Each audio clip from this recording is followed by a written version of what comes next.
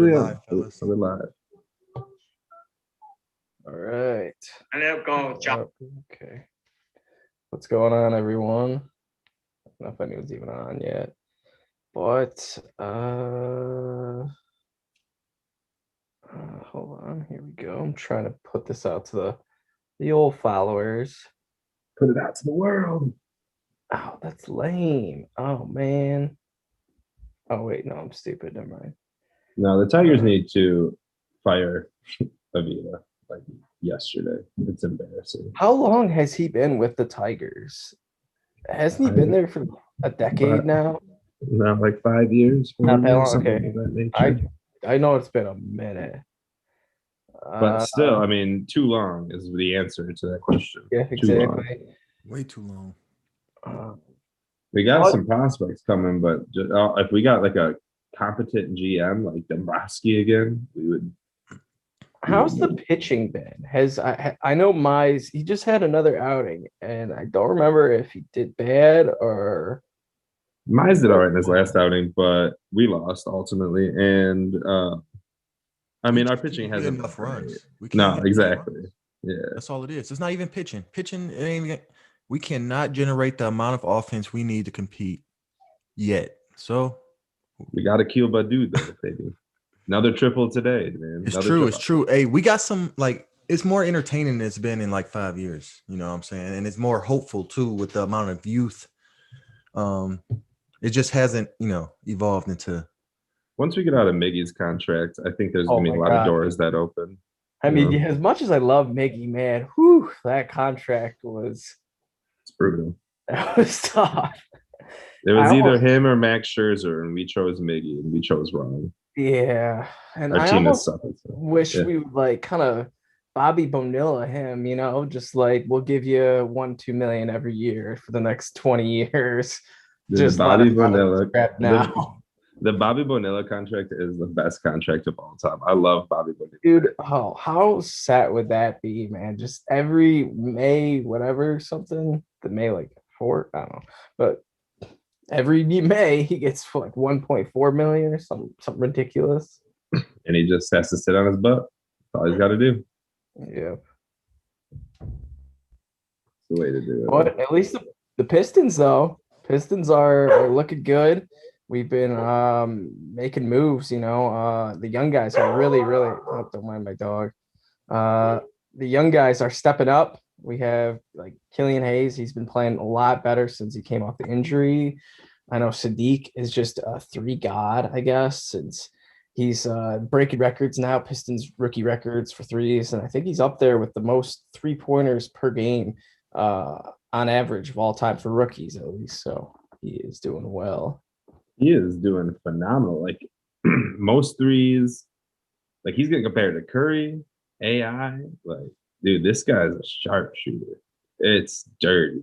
And I like Beef Stew, Isaiah Stewart. My gosh, dude, Beef Stew is the man. He's the next Big Ben. He's Big Ben. I don't want to say 2.0, but like, he's the next one. Like, he's awesome. And he just plays rough. He embodies like Detroit, and I love it. I got the Beef Stew shirt. I bought one for sure. I had to get one of those. Yeah, dude, I had to get one of those. Yeah, I ordered one too, so I don't blame you. Once the Pistons respond to us, I was like, well, I mean, I got like $25. Yeah, dude. Like, yeah. Oh, but 156 threes are the most threes ever made in a season by a rookie. How many does Sadiq Bey have? That's the question, because if he's going to break that record, which there's probably no way, but I don't know how. I don't know. I don't look up NBA stats enough to know what reference to look at how many 3-pointers he's made this year. Oh, but right here, 3-pointers. That's all like percentages. I don't want percentages. I don't know. I'm wasting time right now. Yeah, nonetheless, he's doing well. It's doing very good. I got wait. Okay. 136 3-pointers made, and 156 is the most all time by a rookie. Ooh. So he's 23s away. And I don't know not how to many mention, games are left. not to mention, he's playing in a shortened season too. So he probably, I don't think he'll break the record, but had he played 82 games and not this year 72 due to the whole COVID issues, then he probably had a great chance of breaking it. So Is that how many they're playing this year? 72 yeah, they're games. doing 72 instead of 82.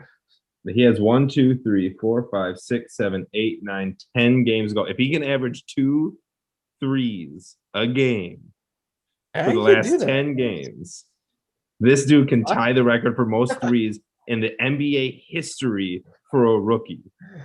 That's nuts. That's nuts. And Detroit isn't talking about it.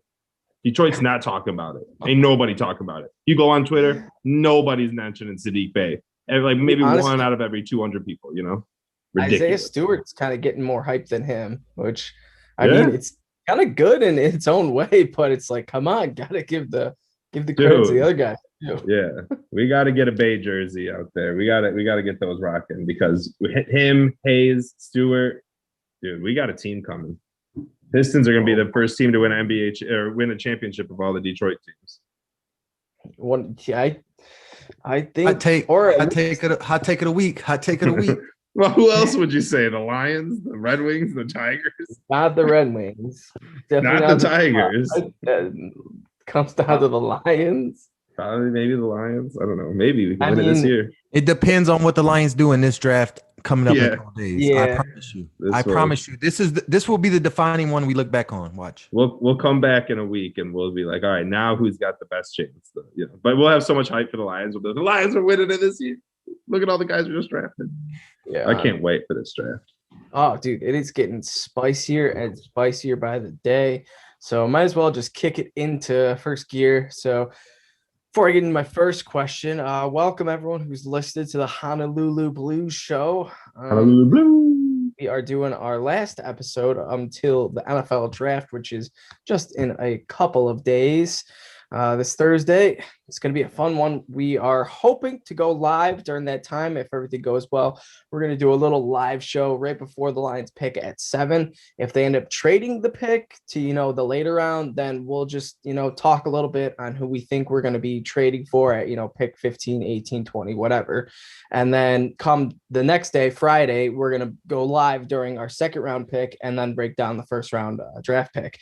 But we'll also be on Twitter live, of course, as well, answering all your guys' questions during that time. So honestly, man, I don't think I've been this excited for a draft in a long time. I don't know if it's just because I'm doing like a Lions show and the Lions are picking high again, and I'm not exactly sure what we're gonna do because come this time last year, we were all pretty certain it was Jeff Okuda. I mean, there was a little small chance it could have been, maybe Isaiah Simmons or maybe Tua, but it was like, no way, that's not gonna happen. But all in all, this year, Brad Holmes has done an excellent job of holding his cards tight. The best thing. Yeah, man. Nick, you posed a question. This was good. It got me thinking. If we're at 7 and Field slips and the Bears come calling to us and they're like, hey, we'll give you 2022 first and some change, plus our first this year for Justin Fields, essentially. So now I'll bring this up to you, Julius. Are you pulling the trigger on this? This possibly crazy scenario where you give a franchise quarterback to the Bears, or are you just saying no way? We'll let someone else have him.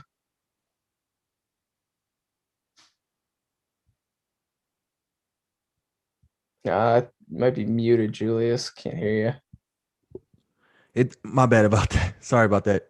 You're good. But anyways, it depends. I said it depends. How much the Bears want to give up the boat or the yacht. If they come talking about their first this year, their first next year, and their first the year after that, like some crazy amount, then it's hard to pass that down when it's being offered by a division rival, who in the long run that could really handicap the Bears for like another decade. So, or I mean, unless they trade up and get Fields at 7 or Jones at 7, and he's their guy, all of a sudden top 5 QB. Now the Bears taking over the division. You never know. but they would have to offer something big. But I don't even want to, I'm not even thinking about the Bears, honestly. They're not even in my rear view mirror right now as far as trading down goes. I'm looking at the Patriots at 15.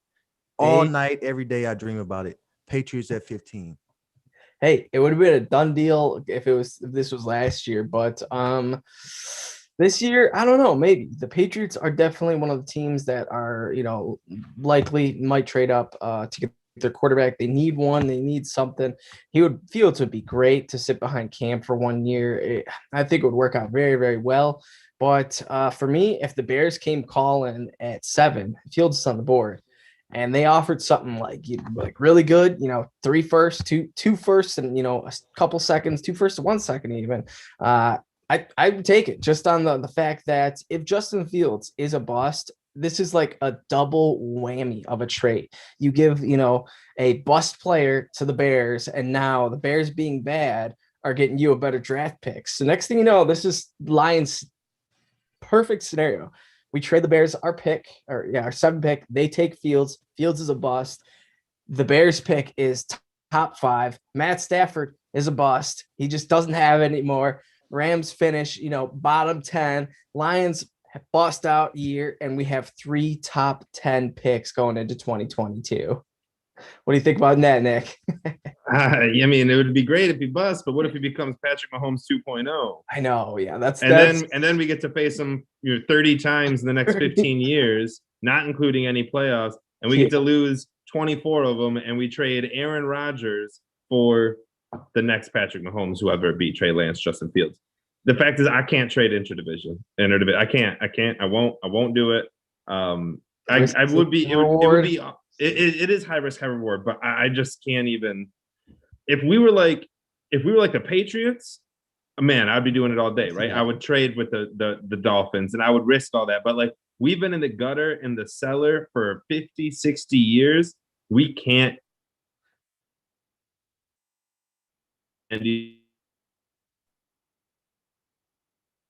And like, just let that be. Take whoever at 7, and don't even if they come offering 4 first rounders. You don't do it, because you don't give a team in your division could be Patrick Mahomes, Super Bowl champion, regular season MVP. Like, you just don't do that. So I'm not in the Bears at all, man. They can go sit and spin for all I care. I mean, 4 first rounders. I think I'd listen to that, but I get where you're coming from, Nick. It could turn to something that where we try to get too cocky, all right, we're gonna finesse the Bears. The next thing you know, Justin Fields is leading to the playoffs his rookie year, and we, as a Lions fan base, go, oh, just when we thought Aaron Rodgers' time was about to be up, Justin Fields is right here. So yeah, I get that, but nonetheless, I don't think that scenario is going to happen. I think the Bears are going to stay put. I think it's more likely of Washington, the Broncos, or the Patriots. I think those are the big 3 to trade up to 7 if Fields is there. The newest news, I guess, is that Mac Jones is back at favorite now for number 3. I mentioned this last episode.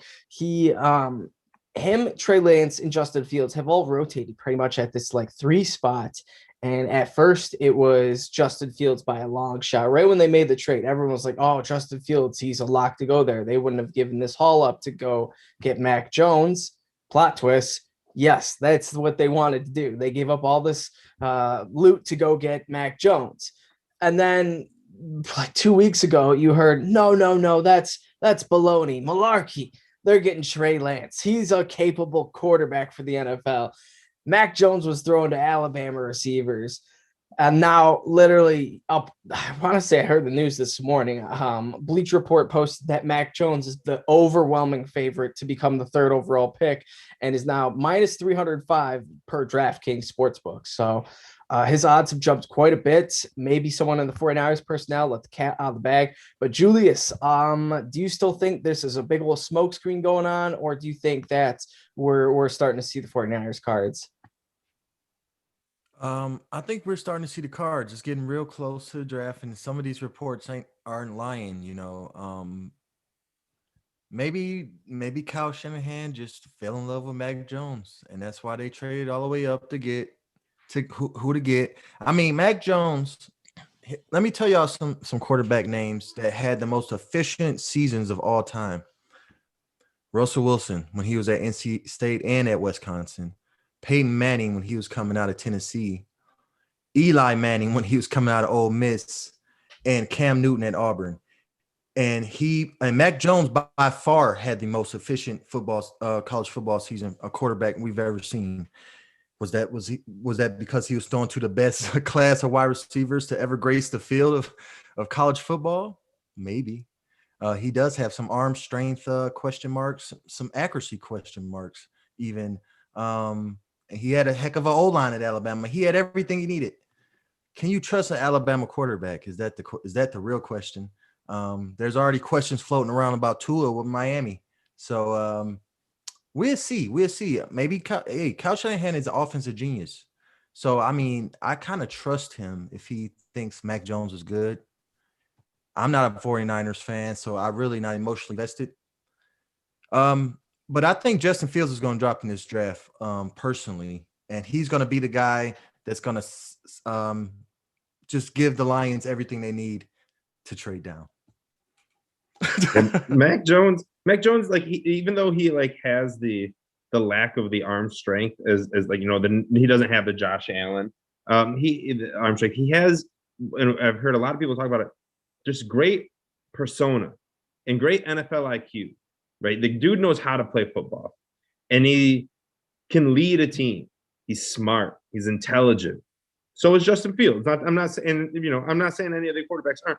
I'm just saying Mac Jones has a lot of the off the field traits, I would say, or mental traits that really have sparked a lot of interest towards him. I don't know why San Fran thought they needed to trade up to 3 to get him, though. I don't know, but you're right. You trust almost everything Kyle Shanahan does, right? Kyle Shanahan is the guru.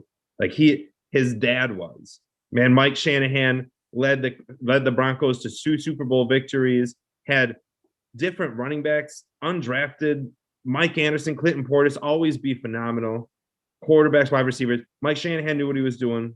Kyle Shanahan knows what he's doing. It's a great family tree, and you just trust the process there if you're a San Fran fan. But you can tell San Francisco is going to riot. Like, they are not going to take this pick lightly, in my opinion. But it's going to be Mac Jones. There's no doubt about it, in my opinion. There is no. And then Trey Lance. I mean, if Atlanta, what I'm thinking is Atlanta doesn't trade, and I think Trey Lance falls to 5 or 6 because it's expensive to get to 4. It's expensive. It's more expensive to get to 4 than it is to 7. And I don't know if you're going to see all these trades everyone's talking about. I think the trades are going to start to happen at 7 with Trey Lance and Justin Fields on the board still. Sewell gone, Chase gone, Pitts gone. And then you're going to see Lance and Fields sitting there at 7 with Carolina, who just traded for Darnold, the Lions, who just traded for Goff, and then the Broncos, who are in desperate need of a quarterback because Locke is not the answer. So Denver's going to be that deciding factor. New England's going to be that deciding factor. And Washington would trade up if Trey Lance is there, but I cannot see them trading up for another Ohio State quarterback. They would not trade up for Justin Fields. They just risked it with Dwayne Haskins and failed miserably. But if Trey Lance is there, I could see them, because Dan Snyder is a dude who he'll trade, the whole barn for one animal, basically. Not to call them animals, but I'm just saying, like, he wants the one player, he'll get that one player. He'll do the Saints, trade everyone for Ricky Williams type of deal. So that's what I'm expecting, though. I think those 2 quarterbacks might fall, and it's going to be all out brawl. It's going to be crazy. It's going to be a Royal Rumble to see who ends up with these quarterbacks this year. Well, honestly, about a decade ago, maybe less than that, Dan Snyder did that exact thing. Like, he gave up a haul for a mobile quarterback, Robert Griffin III. And right out of Baylor. It seemed to work out very well the first year, his rookie year. And when he was healthy, he was a solid quarterback, but his knees were just made of glass. And sadly, his career did not go too far. But we saw Washington. It would be pretty funny if the NFL repeated itself and they traded up and got Trey Lance and then drafted Kyle Trask or something in like the 4th round, where they drafted Kirk Cousins, and then Lance gets injured. Kyle Trask ends up coming in, is like a game manager, who ends up getting a big deal. It would be crazy, but it wouldn't surprise me because the NFL has a way of repeating itself. History repeats itself all the time. To Kirk Cousins is decent, is a decent comp. Yeah, exactly. Thrower, throws interceptions here and there. Can put up 400 yards quick, 5 touchdowns, but all in all, makes a few mistakes. So yeah, it's good comp. But if Trey Lance and Justin Fields are both there, the Lions end up making their pick at 7, whoever it is, Sewell, Parsons, Chase, whoever. How mad, Julius, would you be if the Panthers are 8? Yeah, Panthers got not a haul, but something, that we would have definitely taken at 7 at pick 8 for, a quarterback soon to be. It really depends what we stayed at 7 to get. If we stayed at 7 to get Penei Sewell, I don't care what Carolina do. I don't care what they get. I'm happy to have a generational offensive tackle on an already great offensive line, and I'm gonna move forward with that. But if we stay at 7 and take Devontae Smith or even Micah Parsons, I'll be pretty upset knowing that Carolina got a haul in the next pick. And there was a lot of people bringing up Carolina too the last couple of days on Twitter, how Carolina can kind of quash the Lions trade down hopes. And the reason that evidence kind of suggests that that might not happen is because the Lions haven't made it. It's not like last year with Bob Quinn. You just knew we wouldn't draft Tua. Everybody knew it. Come on. We knew we wouldn't draft Tua. We was drafting Okudah. Why? Because we had Matthew Stafford on the roster. We no longer have Matthew Stafford on the roster. And Jared Goff was just included in the trade based on his contract alone, not on his great play. So the Lions could draft a quarterback, and the Niners had to know that somebody wanted Mac Jones in the top 10 where they were standing at 12. They had to know that. So that's the only reason Kyle Shanahan and if John Lynch is still the GM over there, yeah, that's the only reason they would move up to get Mac Jones, is because they knew somebody ahead of them was going to get him. So, and they really want him. I think the Lions are in a great spot with the amount of teams that are behind them. Carolina by themselves is a team that could still draft a quarterback. The chances aren't that low of that. I mean, they just got Sam Darnold, correct? They just traded for Sam Darnold. Yeah. That's the same as the Lions getting Jared Goff. That's not a stone cold. But the difference is that they traded three picks for Sam Darnold. The Lions acquired Jared Goff because of money issues. Well, I don't think Carolina's taking quarterback. That just supports the fact that the Lions might actually take a quarterback. Exactly. And so, if anything, so other teams are going to be serious about the Lions in the quarterback market, which just helps our trade down hopes. And we've been and Brad Holmes been doing a great job of sending those smoke screens out. Perfect. Unlike Bob Quinn. Unlike Bob Quinn. That's why we're happy to have old Brad Holmes here. Exactly. And I was going to say, to your point, I think any rumblings about Carolina, hurting Detroit's chances, I just don't believe in it because of what we just said and how they went out to acquire Sam Darnold. There's still a chance that Teddy Bridgewater is moved during this draft day. And there's still a chance that they do draft a quarterback in Carolina during this time. But I don't think it's going to be in the first round.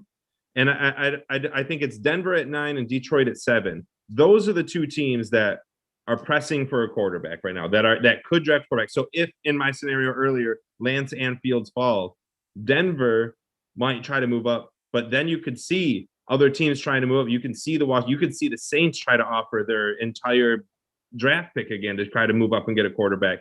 So it'll be interesting. And it's not even just these quarterbacks that can demand trades. In my last mock, I had the Giants trade up to 4 to get Kyle Pitts.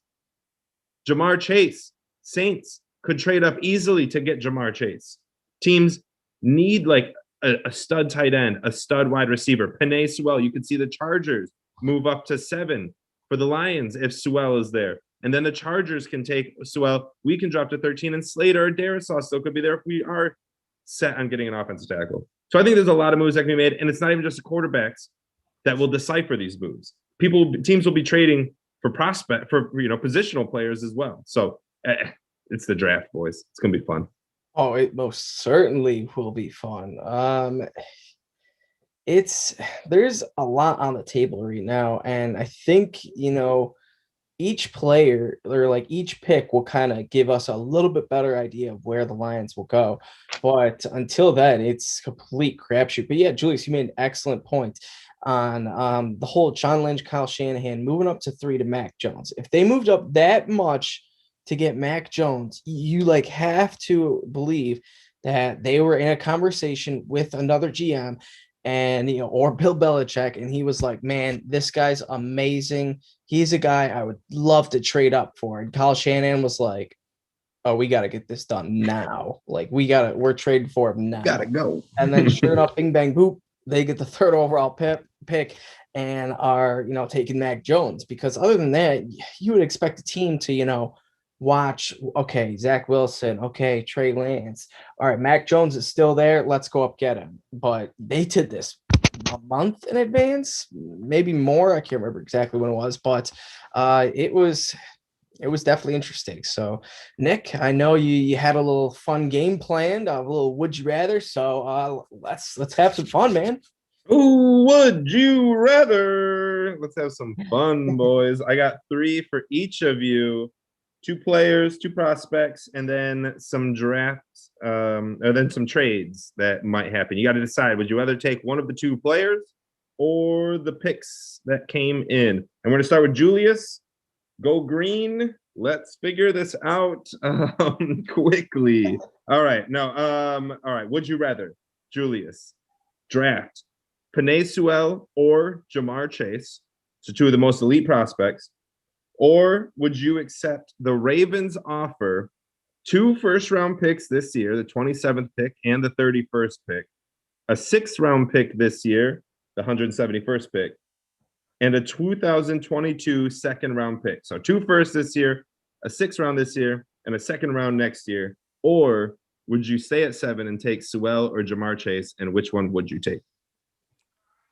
I would stay at 7 and take Sewell or Jamar Sewell. Chase, but preferably Sewell. I've seen a lot of these Ravens. They got the 2 really low first rounders to throw at the table for, to move up. It's tempting. The second next year in, I'd rather have Penei Sewell than those 2 low first rounders. Because the lower you go in that first round, the less likely you are to get somebody that's going to actually help your team. So Immediately, too. I would take Penei over that offer. Sewell over the offer. All right, that's the first would you rather, and it's the prospect.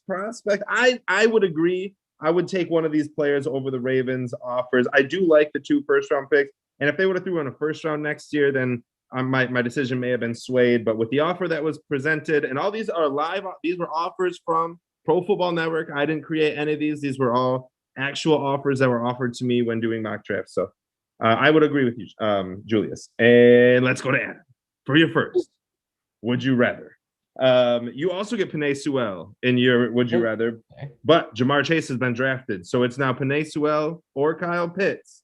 Or would you trade the 7th pick to the Pittsburgh Steelers for their 24th pick this year, first rounder, 55th pick this year, second rounder, 87th pick this year, third rounder, and 2022 second round pick? So a first, second, third round this year and a second round next year. Or do you stay at 7 to draft Penei Sewell or Kyle Pitts? That's tough. I think it's a little better than the Ravens deal, but I think I would still stay at 7 just because, like you guys were saying, you need someone that'll come in immediately. And a pick at 24 in the mid to late 20s is still a guy that could bust, because the later it gets in the first is always a little bit tricky. And then you got to factor in, well, you get next year's second too. Well, that second, the Steelers are a team that could absolutely win the Super Bowl, or at least, make the AFC Championship game. So that second could be a very, very late second. So now you're looking at, a late second and then just another second and third on top. So I don't think that's enough to give up a guy like Sewell, if Sewell wasn't there though, and if it was just Parsons or someone else, then maybe I would be close. But for now, I'm going Sewell. I love it. No first, second, third rounder, and second next year is not worth Penei Sewell in Adam's mind. That was the first round. We crossed this one off the board. We got one round done. 2 rounds to go. Back to Julius. Hail to the victors of the University of Michigan, who could not get it done in the Big Ten or in the NCAA championship. Big dance. Go blue. It's tough. Let's talk about the Lions draft coming up on Thursday. Would you rather, Julius, take Jamar Chase, wide receiver, or Trey Lance, quarterback? Or would you rather trade the 7th pick for the Falcons' 2nd rounder this year, 35th pick, 68th pick, 3rd rounder this year, 148th pick, 4th rounder this year, plus a 1st rounder and a 2nd rounder next year? So again, I'll recap. Jamar Chase or Trey Lance, or you can trade out to the Falcons for their 2nd rounder, 3rd rounder, 4th rounder this year, 1st rounder, 2nd rounder next year. What would you do?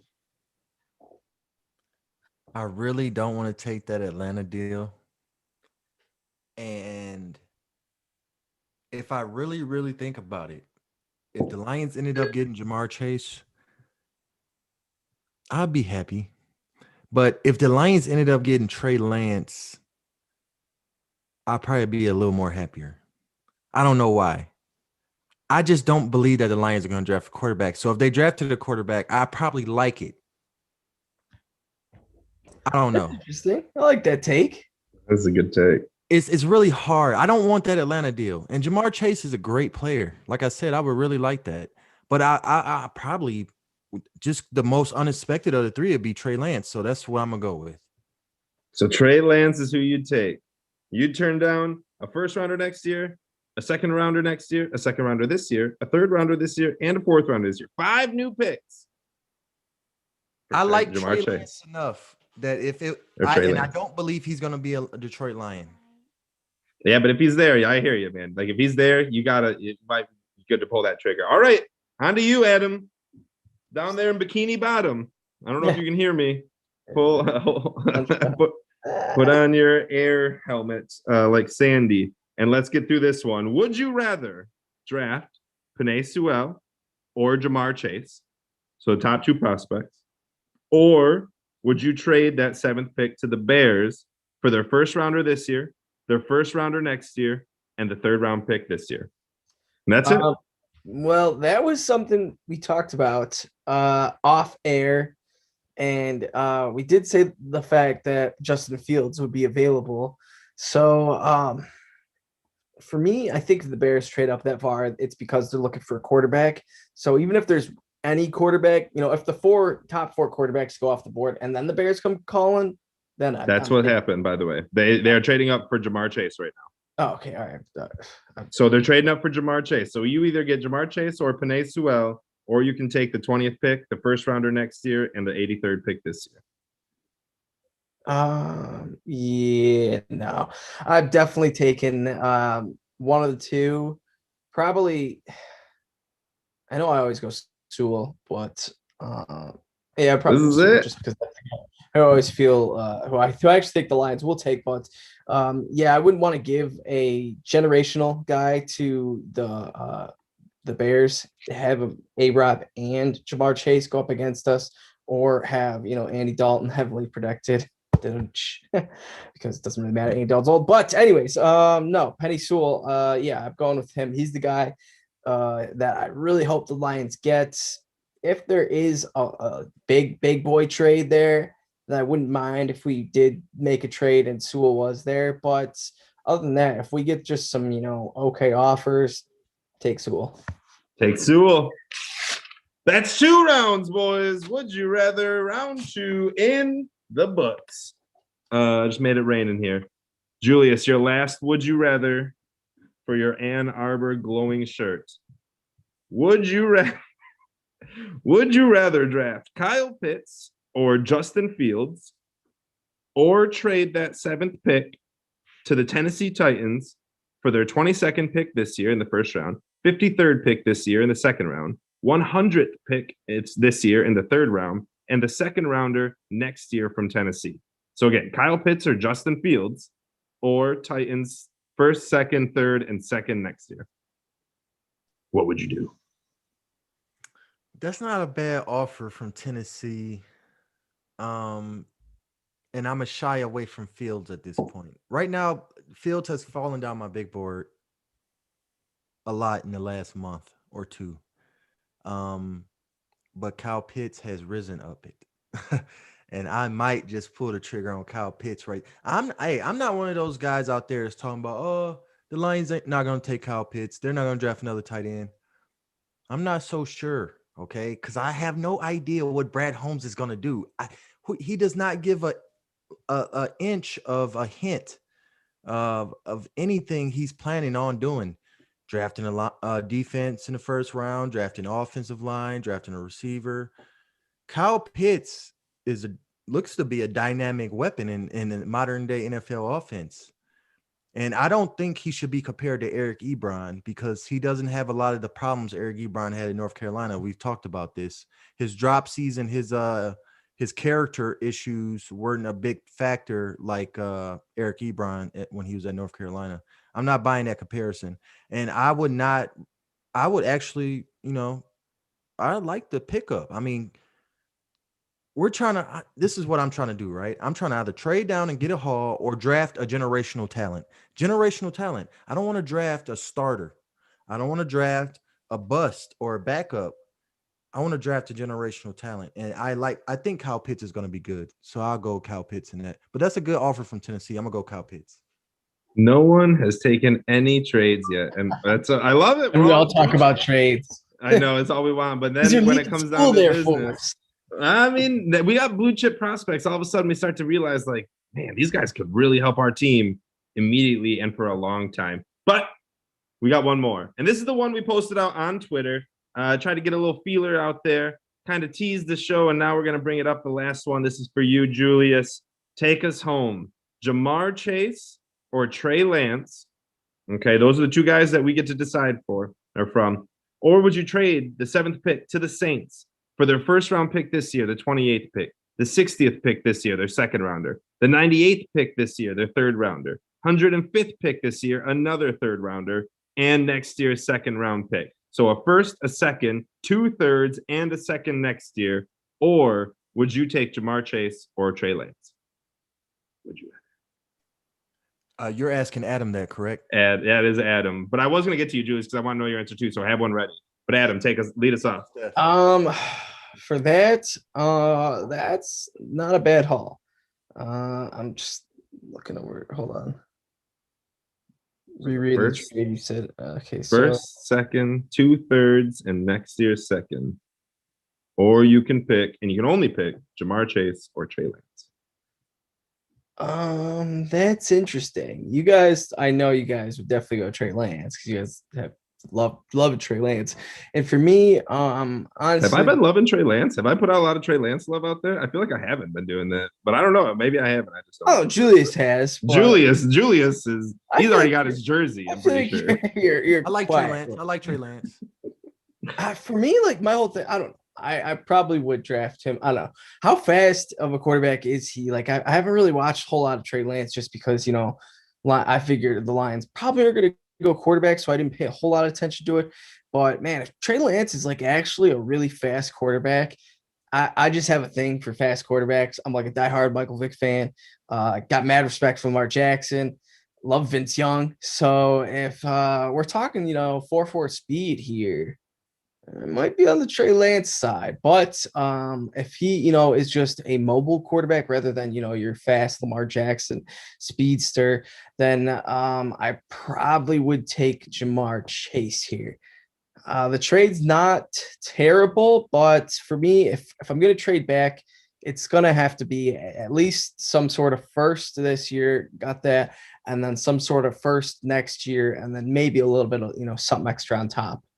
Trey Lance runs in the mid 4.5s, and in his lone full season of college football, he ran for 1,100 yards and double-digit touchdowns. So he is known as a mobile quarterback. Okay. So you're taking Jamar Chase over everything. He's known just as much as a passer as well, though. That's the thing about him. He's not like a Lamar Jackson dynamic type of running quarterback. I would probably lean Chase, but I wouldn't be mad with Trey Lance, especially, if Brad Holmes took him that early, took a quarterback like that, then, Julius, I get what you mentioned earlier of the fact that, you don't want the Lions to do it. But if they did do it, it would give you some weird confidence in that this is the right guy. Hey, real quick, Nick, this is the first deal I would take the trade. I was just going to ask. All right. So you're to take the trade. Is there anything particular? Is it just like the amount of picks that we got?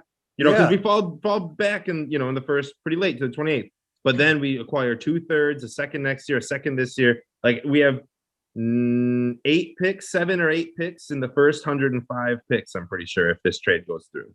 So that's a lot. That's a lot of people. Let me say this. Okay. I would be happy if we got, Jamar Chase or Trey Lance as well. But this would be the first deal that I would consider out of all the ones you gave. Like I would literally put it on a table and weigh it, because that extra third was the difference maker that you didn't throw in the other trades. And that extra third is valuable. It sure is. It might tip the scale, in Brad Holmes' mind. Like, okay, 5 early round picks, day 1, day 2 picks.